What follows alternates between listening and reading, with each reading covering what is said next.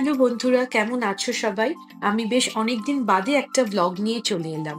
মাঝে প্রায় ১ বছরের বেশি সময় কোনো ভ্লগ করতে পারিনি। প্রথমেই সকলকে জানাই হ্যাপি নিউ ইয়ার। আর অনেক ধন্যবাদ তোমাদের এই চ্যানেলে আসার জন্য।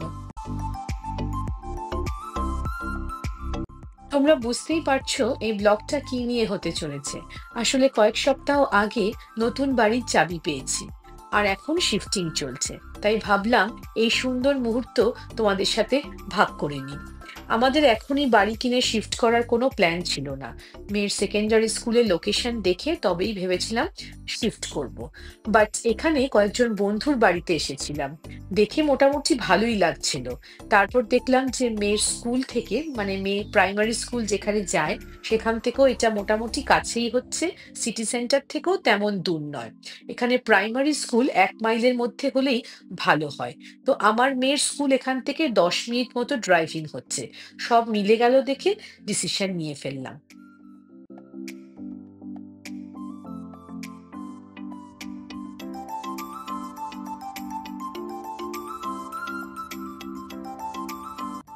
প্রথম যেদিন এসেছিলাম এখানে, তখন আমার এই কমিউনিটিটা খুব ভালো লেগেছিল। তার দুটো কারণ। ১ নম্বর কারণ হলো এখানকার ওপেন স্পেস। এখানে প্রচুর খোলা জায়গা রয়েছে। বাচ্চারা খেলছিল, সেটা দেখে মনটা খুব ভালো হয়ে গেছিল। মনে হয়েছিল চোখের সামনেই ওরা খেলতে পারবে, দূরে পার্কে যেতে হবে না। আর একটা কারণ হলো আমার বন্ধুরা। এখানে আমার এই কমিউনিটিতে অনেক বন্ধু রয়েছে। এবার চলো ঘুরে দেখাই তোমাদের আমাদের নতুন বাড়ি। তো এটা হলো একটা 3 বেড সেমি ডিট্যাচড হাউস। এখানে ডিট্যাচড আর সেমি ডিট্যাচড দু ধরনের বাড়ি পাওয়া যায়। আর এই কমিউনিটিতে 2 বেড, 3 বেড আর 4 বেড এই 3 ধরনের বাড়ি পাওয়া যাচ্ছিল। তো আমাদের বাজেট অনুযায়ী আর আমাদের 3 জনের ছোট ফ্যামিলির জন্য আমরা মনে করলাম এই 3 বেডরুম আমাদের জন্য যথেষ্ট। তো এটা হলো লাউঞ্জ বা সিটিং এরিয়া। এখানে জানলা দিয়েও প্রচুর রোদ আসে। তো আমাদের যে বাড়ির টাইপটা সেটা হলো উইন্ডসর। এই ধরন ছাড়াও প্রায় আরো ৫-৬ ধরনের বাড়ি এই কমিউনিটিতে রয়েছে। তো আমাদের এই বাড়িটা যেহেতু ৩ দিক খোলা, তো তাই জন্য প্রচুর রোদ আসে। আর আমার কিচেনে এতটা রোদ দেখে আমার সব সময় মন ভালো হয়ে যায়। আসলে ইংল্যান্ডে আমাদের সারা বছরই প্রায় ঠান্ডা থাকে, শুধুমাত্র গরমে ৩টে মাস ছাড়া। এটা হলো কিচেনের পাশে একটা কমন টয়লেট। এবার চলো তোমাদের ঘুরে দেখাই আমাদের বেডরুম গুলো।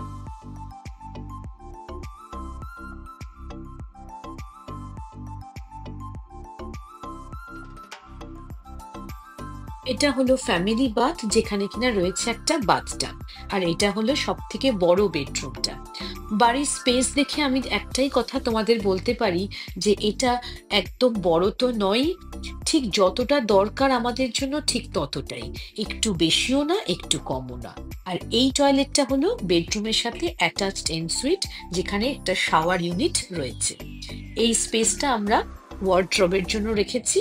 আর তার পাশে হলো একটা স্পেস, যেটা কিনা সিঁড়ির ওপরে একটা ইউনিট, আমরা এটা স্টোরেজ এরিয়া হিসেবে ইউজ করব। এখানে রয়েছে অনেক কিছু কানেকশনের পয়েন্টগুলো।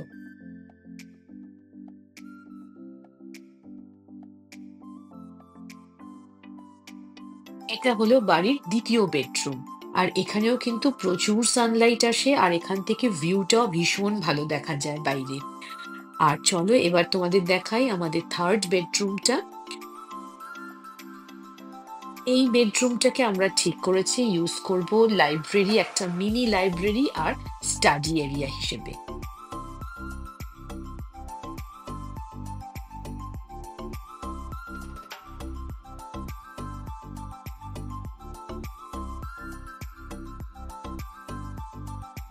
এটা হলো আরেকটা স্টোরেজ এরিয়া। এটা সিঁড়ির নিচে একটা রুম। আর এখানে মেইন মিটার রয়েছে। তো চলো এবার দেখাই তোমাদের আমার গার্ডেনটা, যেটা কিনা আমার মেয়ের খুব পছন্দের জায়গা। তো সেই দায়িত্ব নিয়েছে তোমাদের একটু ঘুরে দেখাবার জন্য। এটা কিচেন থেকে অ্যাটাচড, কিচেনের প্যাটিও ডোর দিয়ে বেরোলেই গার্ডেনটা। তো আমার এই ছোট্ট ভ্লগটা কেমন লাগলো, বাড়িটা কেমন লাগলো অবশ্যই জানিও। আর যদি ভালো লেগে থাকে সাবস্ক্রাইব করে লাইক করে আমার পাশে থেকো। আর পরের ব্লগ দেখার জন্য অবশ্যই বেল বাটন প্রেস করো। সবাই খুব ভালো থেকো, দেখা হচ্ছে পরের ব্লগ।